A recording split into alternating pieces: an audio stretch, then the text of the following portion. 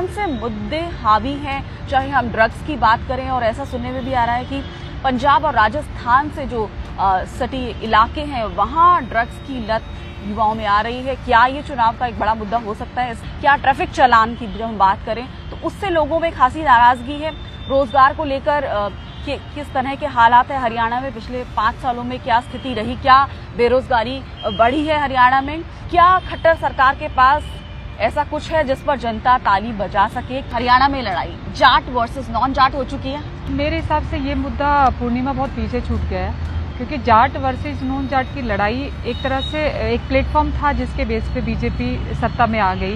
लेकिन अब ये मुद्दा पीछे छूट गया। बहुत सारे और मुद्दे हैं। जिस तरीके के ख्वाब बीजेपी ने राज्य में, हरियाणा राज्य में स्पेसिफिकली जनता को दिखाए थे, उससे कोसों दूर अभी दिखाई देती है। तो बेरोजगारी एक बड़ा मुद्दा है। पहले जब 2014 में जब सरकार आई थी, खट्टर सरकार, तो उस समय सिंगल डिजिट में बेरोजगारी थी। अब बढ़ के काफी ये आंकड़ा आगे जा चुका है। तो अब बेरोजगार जो युवा है वो कहीं ना कहीं फ्रस्ट्रेशन में है और शायद युवाओं के मुद्दों को, उनकी समस्याओं को क्या मौजूदा खट्टर सरकार समझ नहीं पाई। महिलाओं की क्या स्थिति है, क्योंकि करीब 46% महिलाओं के वोट हैं, तो उसको लेकर सरकार ने क्या काम किया। क्योंकि महिलाओं की जब हम बात करते हैं तो यूएन के मुताबिक कई पैमाने होते हैं महिलाओं की स्थिति को सुधारने के लिए। अगर आपको महिलाओं के वोट चाहिए तो आपको उनके लिए काम भी करना होगा। आपको उनके हेल्थ पर, उनकी एजुकेशन पर, कितने महिलाओं के लिए स्कूल कॉलेज खोले गए, उनके लिए रोजगार जनरेट करना होगा। वर्क फोर्स पार्टिसिपेशन महिलाओं का हरियाणा में कितना है, ये सब बातें हैं जो ये तय करेंगी महिलाओं की कैसी स्थिति है और सरकार ने उसके लिए क्या काम किया और किस बूते वो महिलाओं से वोट मांगने जाएगी। नाराजगी तब आई जब आप ट्रैक्टर जो चलाने वाला व्यक्ति है उसको चालान की भरपाई करनी पड़े, क्योंकि जो ट्रैक्टर चलाता है जनरली किसान जो है एवरेज उसकी एनुअल इनकम बहुत ज्यादा नहीं होती है। बस ये होता है कि उसके खर्चे चल रहे होते हैं जी। और जब आप उसको हजारों में अगर चालान थमा देते हैं तो ये एक बहुत बड़ा मुद्दा बन जाता है हरियाणा जैसे स्टेट के लिए। अभी इस इलेक्शन में मुझे ऐसे लग रहा है कि कास्ट बहुत बड़ा मुद्दा नहीं होगा। मेरे हिसाब से ज्यादा असर होगा जो आप पहले हम बात कर रहे थे, बेरोजगारी अपने बड़ा मुद्दा होगा। ट्रैफिक का जो चालान वाला था वो बहुत बड़ा मुद्दा हो सकता है। लॉ एंड ऑर्डर बहुत बड़ा मुद्दा हो सकता है। महिलाओं से जुड़े मुद्दों पर अगर हम बात करें तो महिला सुरक्षा एक बहुत बड़ा मुद्दा है। तो उसमें हरियाणा में क्या कोई विजन लेके चली मंत्री जी, या फिर उन्होंने महिलाओं के लिए रोजगार सृजन में कोई एफर्ट किए, कोई विजन रखा? क्योंकि वो पूरे राज्य की मंत्री हैं, तो क्या उन्होंने उस दिशा में कोई काम किया? क्या उन्होंने रोजगार महिलाओं के लिए तैयार किए? क्या स्कूल कॉलेज नए खोले गए? क्या महिलाओं में एजुकेशन का लेवल बढ़ाने के लिए बात हुई? क्या महिलाओं के स्वास्थ्य के लिए कोई काम हुए? क्या ऐसे स्वास्थ्य सेवाओं में सुधार हुआ? और लोकल मुद्दों पे बीजेपी के विधायक बात नहीं कर रहे हैं, ये एक आम शिकायत है।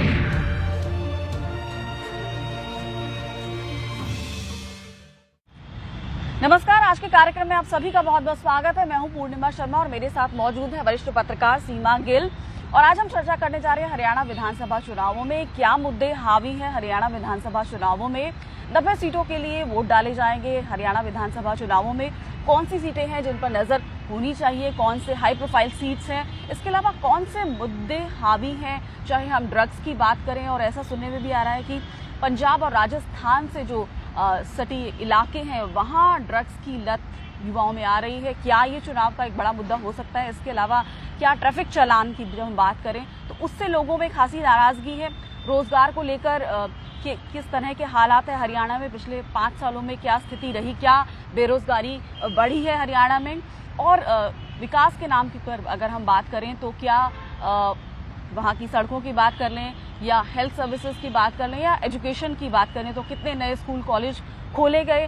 क्या खट्टर सरकार के पास ऐसा कुछ है जिस पर जनता ताली बजा सके? क्या उपलब्धियां रही खट्टर सरकार की जिसके बूते वो जनता के बीच जा रहे हैं वोट मांगने? और ये भी देखा जा रहा है कि क्या ऐसे स्थानीय मुद्दों पर बीजेपी बात करने से कतरा रही है?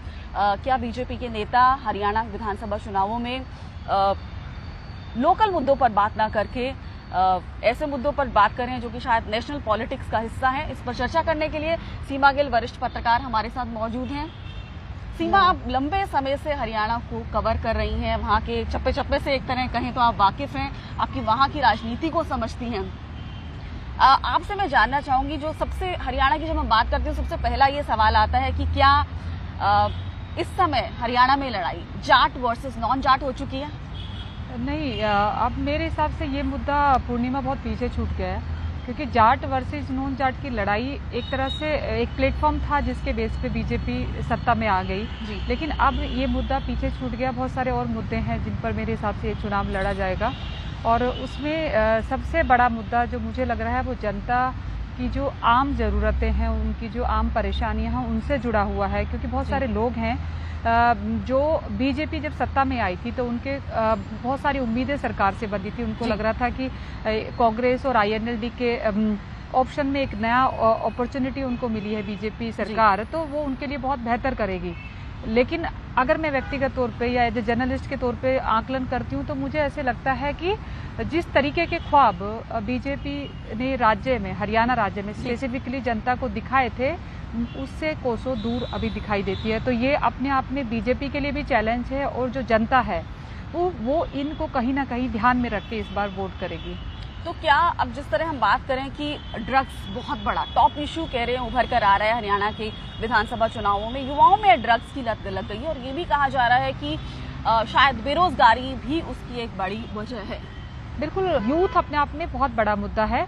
यूथ का जो हमारा रेशो है देश भर में, हरियाणा उसमें स्पेसिफिकली बात करें तो वो बहुत बड़ा है, और उसको अगर आपने उसके माइंड को एंगेज नहीं किया तो वो कहीं ना कहीं डाइवर्ट होगा।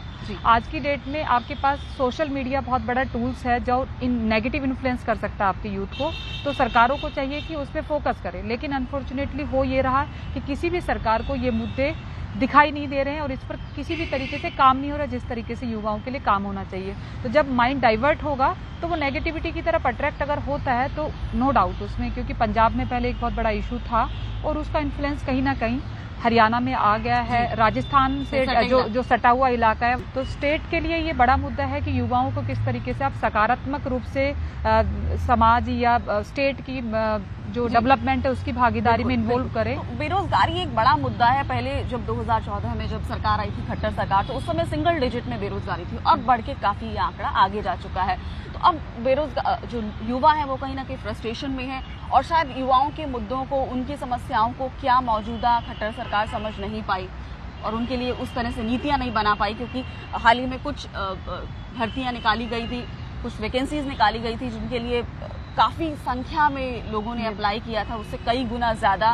वो क्या इंसिडेंट था? या बेसिकली हुआ क्या था कि अभी पिछले महीने हरियाणा में कुछ वैकेंसीज थी क्लर्क की, उसमें हजारों में संख्या में वैकेंसीज थी, लेकिन 15 लाख लोगों ने फॉर्म फिलअप करे, और जब एग्जाम सेंटर में देने गए, क्योंकि ये बहुत बड़ी चूक थी एक सिस्टम की कि एक तो आपको ये पता था जबकि 15 लाख लोग आपके एग्जाम देने के लिए जाएंगे, लेकिन उसमें हुआ कि 15 लाख लोग एक तो एग्जाम देने के लिए जा रहे हैं, दूसरा आपने डिस्ट्रिक्ट अदर डिस्ट्रिक्ट में सेंटर दे दिया। तो जो सारे 15 लाख लोग, और उनके साथ क्योंकि होता क्या है कि जब आप आते हैं तो उसमें फीमेल मेंबर भी होती हैं, तो फीमेल मेंबर जब आती हैं उनके साथ में एक और ऐड होता है, तो ये संख्या और बढ़ गई। और जब सारे रोड पे निकले तो जो पब्लिक ट्रांसपोर्टेशन था उसका हाल बुरा था, लोगों के पास बैठने के लिए जगह नहीं थी, लोग कई घंटे लाइन में लगे हुए थे एक जगह से दूसरी जगह जाने पर। उसमें सब इस तरह की सिचुएशन क्रिएट हुई कि काफी युवा बच्चों की मौत हो गई उसमें। वो बहुत बड़ा मुद्दा बना हरियाणा में, और मेरे हिसाब से इसकी कहीं ना कहीं सरकार को भरपाई करनी पड़ेगी इस इलेक्शन में। ये अपने आप में एक मुद्दा अभी नहीं है, ये बहुत पहले से है, क्योंकि हरियाणा एग्रीकल्चर स्टेट है। अभी तक सिचुएशंस इसलिए कंट्रोल में हो रही थी कि थोड़ा थोड़ा लोग ना अपने से खेती के ऊपर डिपेंड थे, उनकी जो पारिवारिक जरूरतें थी वो खेती से पूरी हो रही थी। लेकिन जैसे जैसे जो खेतों का जो साइज है वो कम होता जा रहा है, क्योंकि जनसंख्या बढ़ती जा रही है, तो खेतों का साइज कम हो रहा है। अब जब खेतों का साइज कम हो रहा है तो आपके लिए इनकम की आपको अदर सोर्सेज तलाशने होंगे, और सरकार ने भी इस दिशा में उसमें अगर काम नहीं करेंगे तो नेचुरली आपको उसका पॉलिसीज नहीं बनाई। बिल्कुल, इस तरह की पॉलिसीज में फेल रही है सरकारें। बल्कि हरियाणा में कई बड़े इंडस्ट्रीज ग्रुप थे, जैसे अभी मारुति में पिछली बार गुड़गांव मानेसर वाले, उसमें से काफी लोगों को बाहर निकाला, तो वो कहीं ना कहीं हरियाणा के ही लोग थे जो बेरोजगार हो गए। तो उसका इन्फ्लुएंस इस इलेक्शन पे पड़ेगा। जिस तरह से देखिए कि डीमोनेटाइजेशन हुआ और उसके बाद जीएसटी लागू हुआ, तो छोटे व्यापारी वर्ग है या बड़ा व्यापारी है, उसकी इकोनॉमी पूरी तरह चरमरा गई। हाँ, ये कह सकते हैं हम, क्योंकि जब सेंटर लेवल पे अगर कोई बड़ा डिसीजन होता है तो हर स्टेट पे उसका असर पड़ता है, और इंडस्ट्री पे उसका असर पड़ा है। जो बड़ी इंडस्ट्री के साथ जो छोटी इंडस्ट्री होती है उनसे इन्फ्लुएंस करती है, उनके ऊपर बहुत ज्यादा असर पड़ा इस सब चीजों का। तो वो बेरोजगारी का एक बहुत बड़ा कारण बनी। लेकिन साथ में मैं जो आपसे स्पेसिफिकली बात कहना चाहती हूँ कि सेंटर की तरफ से कुछ काम है जिनकी वजह से मुझे ऐसे लगता है कि अभी भी हरियाणा या बीजेपी सरकार अपने को थोड़ा पॉजिटिव महसूस कर रही है। हरियाणा में लोकल लेवल पे काम नहीं हुआ जिस तरीके से होना चाहिए। जैसे बड़े सेंट्रल लेवल पे मोदी का कैंपेन था बेटी बचाओ बेटी पढ़ाओ, वो सेंट्रल लेवल पे फिर भी हम कह सकते हैं एक तरह से सक्सेस हुआ है, क्योंकि एक पब्लिसिटी करना लोगों के बीच में अवेयरनेस क्रिएट करना। हम बात करेंगे कि महिलाओं की क्या स्थिति है, क्योंकि करीब 46% महिलाओं के वोट हैं, तो उसको लेके सरकार ने क्या काम किया। क्योंकि महिलाओं की जब हम बात करते हैं तो यूएन के मुताबिक कई पैमाने होते हैं महिलाओं की स्थिति को सुधारने के लिए। अगर आपको महिलाओं के वोट चाहिए तो आपको उनके लिए काम भी करना होगा। आपको उनके हेल्थ पर, उनकी एजुकेशन पर, कितने महिलाओं के लिए स्कूल कॉलेज खोले गए, उनके लिए रोजगार जनरेट करना होगा। वर्क फोर्स पार्टिसिपेशन महिलाओं का हरियाणा में कितना है, ये सब बातें हैं जो ये तय करेंगी महिलाओं की कैसी स्थिति है और सरकार ने उसके लिए क्या काम किया और किस बूते वो महिलाओं से वोट मांगने जाएगी। साथ ही मैं आपसे ये भी जानना चाहूंगी सीमा कि जब हम ट्रैफिक चालान की बात करते हैं कि मोटर व्हीकल एक्ट आया पूरे देश में, तो अब हरियाणा में अगर आप जाएं तो लोगों में खासी नाराजगी है कि चालान को लेकर वो नाराज हैं। बिल्कुल, इतने चालान उनके कटे जा रहे हैं। सबसे ज्यादा नाराजगी तब आई जब आप ट्रैक्टर जो चलाने वाला व्यक्ति है उसको चालान की भरपाई करनी पड़े, क्योंकि जो ट्रैक्टर चलाता है जनरली किसान जो है एवरेज उसकी एनुअल इनकम बहुत ज्यादा नहीं होती है। बस ये होता है कि उसके खर्चे चल रहे होते हैं जी। और जब आप उसको हजारों में अगर चालान थमा देते हैं तो ये एक बहुत बड़ा मुद्दा बन जाता है हरियाणा जैसे स्टेट के लिए। बड़ा मुद्दा है चालान। साथ ही कास्ट पॉलिटिक्स की बात कर लेते हैं। हरियाणा में जो हमारे अलग अलग कास्ट है हरियाणा में, चाहे जाट की बात करें, दलित की बात करें, हरियाणा में बैकवर्ड क्लास होती है BCA BCB जो कि 27% है, फिर दलित करीब 20% है, जाट 22 से 25% है, ब्राह्मण 10% है, पंजाबी 7-8% है और बाकी दूसरी कास्ट है। तो कास्ट पॉलिटिक्स तो हरियाणा में कहते हैं बहुत ही हावी है, लोग कास्ट देख के वोट देते हैं। देखिए आप ऐसे दूर से देखेंगे तो आप कह सकते हैं जी। अगर हरियाणा से नहीं होती और हरियाणा के कल्चर को मैंने जिया नहीं होता अपने जीवन में तो मैं भी कह सकती थी। लेकिन जब आप अंदर घुसते हैं तो हमारा जो सामाजिक ताना बाना है वो बहुत कनेक्टेड है, वेल कनेक्टेड है, क्योंकि कोई भी स्टेट अगर एग्रीकल्चर पे डिपेंड करता है, हमारे यहाँ पे करीब 65 to 70% लोग एग्रीकल्चर के ऊपर डिपेंड हैं। और वहाँ पर जब आप एग्रीकल्चर पे डिपेंड होते हैं तो आपका कल्चर सोशली ऐसा होता है कि आप एक दूसरे से कनेक्ट होते हैं, क्योंकि जब आप खेती करते हैं या एक दूसरे से आप डिपेंडेंसी आपकी है तो आप एक दूसरे को इन्फ्लुएंस करते हैं। तो हमारे यहाँ का जो सोशल कंट्रीब्यूशन था वो बहुत अच्छा था। हम लोगों के आदमी बीच में जो कास्ट में जो अंडरस्टैंडिंग थी वो बहुत अच्छी थी। ये सारी सिर्फ पॉलिटिकल देन है। और पिछली बार जो हुआ जाट आरक्षण के टाइम पे जो एक बहुत बड़ा मुद्दा बन गया जाट वर्सेज नॉन जाट का, उसने मतलब स्टेट को बहुत नुकसान किया है, इसमें कोई दो राय नहीं है। उसकी भरपाई शायद अगले 2 दशक में भी नहीं हो पाएगी जितना नुकसान इस स्टेट को हुआ है। लेकिन अभी इस इलेक्शन में मुझे ऐसे लग रहा है कि कास्ट बहुत बड़ा मुद्दा नहीं होगा क्योंकि सभी पार्टीज में अगर आप जैसे पहले ऐसे बात होती थी कि जाट वर्सेज नॉन जाट, तो अभी क्या है कि हर पार्टी के आप देखेंगे कैंडिडेट जाट भी है नॉन जाट भी है। तो अब वो फैक्टर मेरे हिसाब से उतना काम नहीं करेगा या उसके असर उस तरीके से नहीं होंगे बाकी दूसरी चीज़ों के। इसकी जगह मेरे हिसाब से ज़्यादा असर होगा जो आप पहले हम बात कर रहे थे बेरोजगारी अपने बड़ा मुद्दा होगा, ट्रैफिक का जो चालान वाला था वो बहुत बड़ा मुद्दा हो सकता है, लॉ एंड ऑर्डर बहुत बड़ा मुद्दा हो सकता है, क्योंकि अभी भी जिस तरह के स्टेटमेंट्स कई बार आ जाते हैं सरकार की तरफ से वो बड़े इर्रिस्पॉन्सिबल होते हैं। और जिस तरीके से इन्होंने मतलब प्लानिंग तो मेरे हिसाब से मुझे नहीं लगता, प्लानिंग कई बार इन्होंने बहुत अच्छी की लेकिन इम्प्लीमेंटेशन उस तरीके से नहीं हो रहा है जिस तरीके से होना चाहिए। और एक चीज बस मुझे अच्छी लगी इस सरकार में, जो मुझे लगता है कि हरियाणा जैसे स्टेट में, क्योंकि जो पिछली सरकारें हैं उसमें रियल स्टेट में जो हाइट था एक वो बहुत ज्यादा था, रेट्स इस तरीके से ऊपर चले गए थे कि जिसकी जमीन है, जिसके पास खेत है, जो बेचने वाला उसको तो फायदा हो रहा था, लेकिन जो एवरेज पर्सन खरीदने वाला था उसके लिमिटेशन के बियॉन्ड चली गई थी। वो अपने लिए घर खरीदना उसके लिए मुश्किल हो रहा था, जो रेट्स आई तो रियल। लेकिन अभी इकोनॉमी की भी हालत देखनी होगी कि छोटे व्यापारियों की क्या स्थिति है, बड़े व्यापारियों की क्या रोजगार जनरेट करने के लिए सरकार की तरफ से एफर्ट हुए नहीं हुए उसका तो असर साफ दिखाई दे रहा है, क्योंकि अब 2 डबल डिजिट में आपकी बेरोजगारी हरियाणा में चली गई है। और सड़कों की हालत अगर आप देख लें, स्वास्थ्य सुविधाओं की हालत देख लें तो उस पर सड़कें अगर आप, मैं वही बार बार जो आपसे बात कर रही हूँ कि जो नेशनल लेवल पे जो चीजें होनी चाहिए थी, जो सेंटर से हुई है वो तो बहुत अच्छी हो गई। जैसे आप देखेंगे कि हाईवेज को देखेंगे तो बहुत अच्छे हैं। अगर यहाँ से अगर आप सिरसा जाते हैं तो आपको वो अच्छा रोड मिलेगा। लेकिन जो अंदर की जो स्टेट की जो रिस्पॉन्सिबिलिटी है, जो एमएलए और जो लोकल बॉडीज को जो काम करना था वो उस तरीके से नहीं हुआ। लोकल बॉडीज की आपने बात की तो अर्बन लोकल बॉडीज की मंत्री है कविता जैन हरियाणा सरकार में, और साथ ही वो महिला व बाल विकास मंत्री भी हैं। तो किस तरह, अब अगर आपने बात की कि लोकल बॉडीज में सुधार नहीं हुआ, वहाँ काम नहीं हुए हैं, स्टेट की सड़कें ठीक नहीं है, तो क्या कोई विजन लेकर नहीं चल रहे हैं नेता? एक्चुअली मुझे ऐसे लगता है कि स्पेसिफिकली क्योंकि मैं महिला मुद्दों से बहुत जुड़ी हुई हूँ और मेरा हमेशा विल रहता है कि मैं महिलाओं को किस तरीके से एक अवेयरनेस जनरेट हम कर सकते हैं कि ताकि उनके लिए बेहतर काम हो। तो हरियाणा जैसा स्टेट जहाँ पर जेंडर इक्वालिटी अपने आप में बड़ा मुद्दा है, वो खाली नंबर्स में नहीं है, हम सोशली भी हैं, क्योंकि हमारे हरियाणा में ऐसा नहीं है कि महिलाएं किसी भी लेवल पे कम है, वो फिजिकली मेंटली बहुत स्ट्रोंग है। लेकिन हमारा जो कल्चर है, हमारा जो सोशल ताना बाना है वो इस तरह का है कि आप उस तरीके से इक्वालिटी को फील नहीं कर पाते। तो एक बड़ा चैलेंज महिलाओं के मुद्दे जो है हरियाणा में बहुत बड़ा चैलेंज भी है। लेकिन अगर आप मंत्री बनती है तो अपॉर्चुनिटी भी है कि आप कुछ करके मैं यही कह रही हूँ कि उनके पास बहुत बड़ी अपॉर्चुनिटी थी कि आप महिलाओं के लिए, क्योंकि आप लोकल हरियाणा से थी और आप महिलाओं के लिए बहुत कुछ कर सकती थी। लेकिन मैं कहूँ कि सबसे पुअर परफॉर्मेंस अगर किसी एक मिनिस्ट्री को अगर मैं देती हूँ तो वो women and child development ministry है। उसमें मेरे हिसाब से जिस तरीके से प्रधानमंत्री ने हरियाणा जैसे स्टेट में पानीपत से खड़े होके बेटी बचाओ बेटी पढ़ाओ जैसे बड़े कैंपेन का स्टार्ट किया था, आपके पास एक बहुत बड़ी अपॉर्चुनिटी थी, आपने मिस कर दिया, आपने कुछ नहीं किया।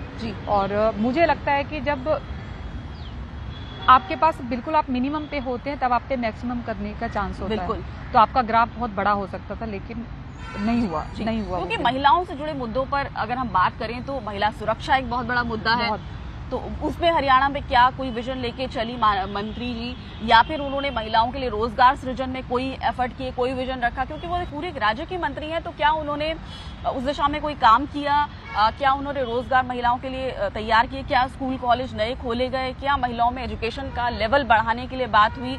क्या महिलाओं के स्वास्थ्य के लिए कोई काम हुए? क्या ऐसे स्वास्थ्य सेवाओं में सुधार हुआ? देखिए, अगर हॉस्पिटल के लेवल पे बात करेंगे तो थोड़ा सा डेवलपमेंट हुआ है, उसमें मैं कह सकती हूँ कि कुछ चीजें हैं जो डेवलपमेंट दिखता है कहीं पे, लेकिन एज ए महिला जो एक सेंसेशन जो होना चाहिए था इस इशू पे, जिस तरीके से, क्योंकि महिला हरियाणा में, मैं आपको बार बार ये बोल रही हूँ कि आपको उनके लिए कुछ अलग से कुछ करने की जरूरत नहीं है, क्योंकि वो बहुत सक्षम है। अगर आप बाकी स्टेट की महिलाओं से देखेंगे तो हरियाणा की महिला ज्यादा दबंग है, लेकिन सिर्फ बबीता फोगाट या गीता फोगाट या कल्पना चावला 2, 4, 5, 10 नाम ऐसे हो जाएंगे जो आपको इंटरनेशनल लेवल पे नाम रोशन कर देंगे, तो इसका मतलब ये नहीं है कि आपकी महिलाओं का डेवलपमेंट हो रहा है। एक आम महिला को किस तरह की अपॉर्चुनिटी स्टेट में मिल रही है और उसके लिए किस तरह का माहौल डेवलप हो रहा है, वो बहुत जरूरी है मेरे हिसाब से। ये जो जितने आप नाम लेंगे हरियाणा से, आप देखो जिनको भी अपॉर्चुनिटी मिली उन्होंने बहुत अच्छा किया है, जिनका मैं नाम अभी आपको गिना रही थी उन्होंने बहुत अच्छा काम किया है। लेकिन आम महिला जिसके पास कैपेसिटी है लेकिन अपॉर्चुनिटी नहीं मिल रही है, तो वो स्टेट का फेलियर है। जी बिल्कुल, स्टेट का फेलियर है, और जिस मंत्री को जो विभाग दिया गया उसका फेलियर है। सोनीपत के लिए हम बात कर ले तो वहाँ कहा जा रहा है कि दिल्ली से बिल्कुल सटा हुआ इलाका है, हम 10-20 किलोमीटर में सोनीपत पहुंच जाते हैं। हरियाणा की सीमाएं कई राज्यों को छूती है, चाहे हिमाचल हो, चाहे आपका राजस्थान हो, पंजाब हो, और दिल्ली से भी कई डिस्ट्रिक्ट जुड़े हुए हैं, गुड़गांव है, सोनीपत है, फरीदाबाद है। तो अगर उनके परफॉर्मेंस को जैसे हमने आंका तो निराशाजनक ही नजर आ रहा है, और लोकल मुद्दों पे बीजेपी के विधायक बात नहीं कर रहे हैं, ये एक आम शिकायत है। बिल्कुल, सबसे बड़ा ये सब पूरे इलेक्शन में मिस हो रही हैं चीजें कि आप जैसे, अगर मैं बार बार आपको इसलिए बोलूं कि सेंटर के अगर जैसे 370 अगर एक इशू नहीं होता तो आपके पास हरियाणा में बोलने, क्योंकि हरियाणा स्टेट से बहुत सारे जवान हैं जो वो बॉर्डर पे हैं, तो आपको 370 आपके लिए एक हेल्पिंग हैंड हो सकता है। लेकिन अगर लोकल मुद्दों की बात करें तो आपके पास क्या है? आपने लोकल लोगों के लिए किस तरह की अपॉर्चुनिटी क्रिएट की? आपने बोला था कि आप मैक्सिमम रेट देंगे किसान को, लेकिन किसान की आपने एक यूरिया अपने आप में बहुत, मैं उसको अचीवमेंट के तौर पे देखती हूँ, क्योंकि यूरिया का इससे पहले बहुत प्रॉब्लम था। जब से आपने नीम कोटेड यूरिया स्टार्ट किया वो स्टार्ट हुआ। लेकिन बाकी अगर देखें तो फसलों को जो बेचने का जो एक प्लेटफॉर्म होता है, वहाँ पे आज भी आड़तियों का जो अपना मनमानी चलती है। और वो जो आपकी डिमांड अगर मार्केट में है नहीं, तो आप सप्लाई आपको पता है डिमांड एंड सप्लाई का जो रूल्स है वो अप्लाई हो जाता है। अगर आपकी डिमांड उस तरीके से क्रिएट नहीं हो रही है, आपके पास सप्लाई एक्सेस हो गई, तो आपको मार्केट में रेट नहीं मिलेगा। और आपने जो मिनिमम रेट जो तय किया है गवर्नमेंट ने, उसमें आपकी लिमिटेशन तय कर दिया कि आपको इतना ही दे सकता है एक व्यक्ति। तो जो बाकी का जो उसका जो प्रोडक्शन है उसको कौन लेगा?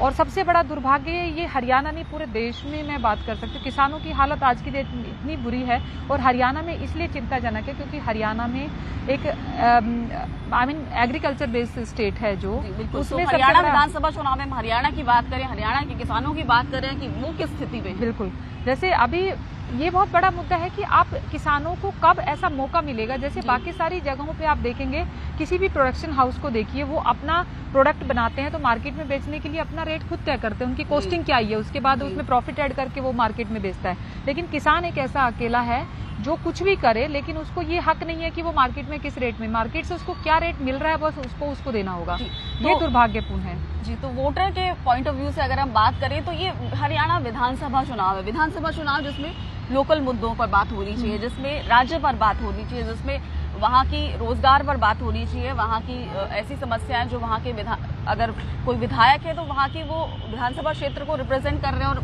वहाँ के मुख्यमंत्री या मंत्री तक बात पहुँचा रहे हैं उस मुद्दों की, अगर उसको वो पहुँचाने में सफल नहीं होता तो वो एक कहीं नाकामी गिनी जाती है।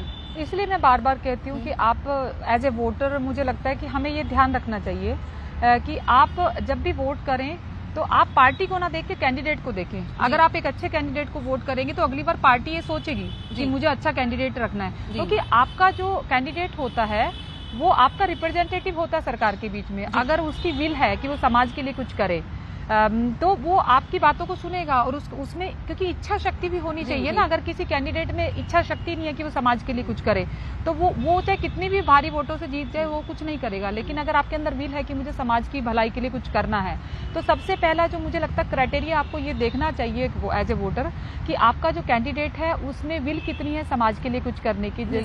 मैं हर बार ये बोलती हूँ कि आप सिर्फ एक चीज को देख करके कि उसको जीतने का फैक्टर, तो वो देख के आप ये तय कर लें कि इसको मुझे टिकट देना है, ये अपने आप में हर पार्टी के लिए ये प्रैक्टिस है, ये बहुत रॉन्ग है और इसको मेरे हिसाब से कभी ना कभी स्टॉप करना पड़ेगा। क्योंकि ये टैक्स पेयर्स का पैसा है जिसको आप जनता सौंप रही है कि हम कर, प्रत्यक्ष कर और अप्रत्यक्ष कर, डायरेक्ट और इनडायरेक्ट टैक्स देते हैं जिससे सरकारें चलती हैं और अलग अलग मंत्रालय चलते हैं राज्य में। तो आप उनको ये एक जिम्मेदारी देने जा रहे हैं कि हम अपने काम में बिजी हैं, हम अपने रोजगार में बिजी हैं, आप हमारी जरूरतों का ध्यान रखिए, चाहे लॉ एंड ऑर्डर की बात हो, चाहे रोजगार की बात हो, चाहे स्वास्थ्य सेवाओं की बात हो, चाहे शिक्षा की बात हो।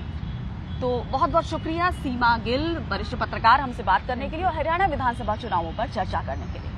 बहुत बहुत शुक्रिया इस कार्यक्रम को देखने के लिए।